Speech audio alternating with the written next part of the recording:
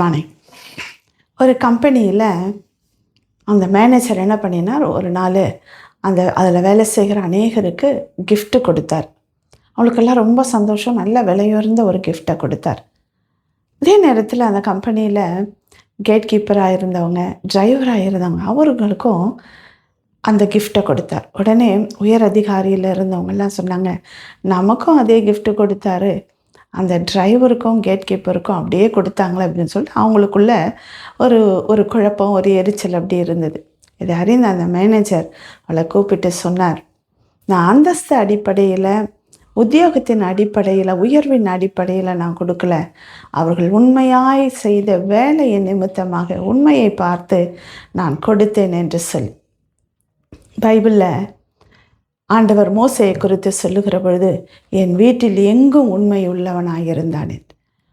மோசே தனக்கு கொடுக்கப்பட்ட பொறுப்பில், ஊழியத்தில், கர்த்தர் அழைத்த அழைப்பில் எதை ஆண்டவர் கொடுத்தாரோ அதில் கொஞ்சமும் பிசகாமல் உண்மையாக இருந்தார். சிறு விஷயத்தில் கூட அவர் உண்மையுள்ளவராக இருந்தார்.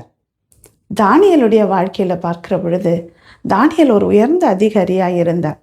அவர் கூட இருந்தவங்களெல்லாம் இவரை எப்படியாகிலும் அவருடைய வேலையில் குற்றம் கண்டுபிடித்து ராஜா முன்னாடி கொண்டு போய் நிறுத்தணும், இவரை ஒன்றுமில்லாமல் செய்யணும் என்று சதி செய்தார்கள். ஆனால் செய்ய முடியலை. உடனே அவங்க எல்லாம் தானியேலுக்கு விரோதமாக எழும்பி ஒரு திட்டத்தை கொண்டு வருகிறாங்க. ஆனால் அந்த சூழ்நிலையில் கூட தானியேல் ஆண்டவருக்கும் உண்மையுள்ளவராக இருந்தார். அவர் செய்கிற வேலையிலும் உண்மையுள்ளவராக இருந்ததினால அந்த சிங்கத்தின் கெபியில் போட்டபோது கூட கர்த்தர் சிங்கத்தினுடைய வாய்களை அடைத்து அவருக்கு ஒரு சேதமும் இல்லாமல் அவர் காப்பாற்றப்பட்டார். நாம் கொஞ்சத்தில் நான் உண்மையாக இருக்கிற பொழுது அநேகத்தின் மேலே அதிகாரியாய் வைப்பேன் என்று சொல்லி வேதத்தில் ஒரு வசனம் உண்டு. நமக்கு கொடுக்கப்பட்டது எதுவோ அதில் நாம் உண்மையாக இருப்போம். நாட்கள் ஆகலாம், நான் உண்மையாக இருப்பதற்கு ஏற்ற பலன் கிடைப்பதற்கு நாட்கள் ஆகலாம்.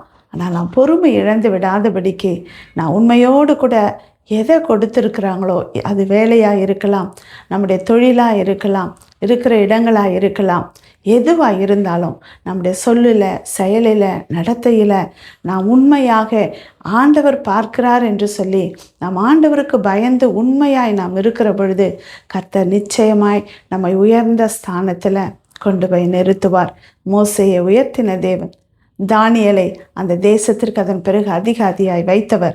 இன்றைக்கு உங்களையும் அவர் நிச்சயமாய் நீங்கள் உண்மையுள்ளவர்களாக இருப்பதினால உங்களை உயர்த்துவார். Have a nice day. Jesus loves you.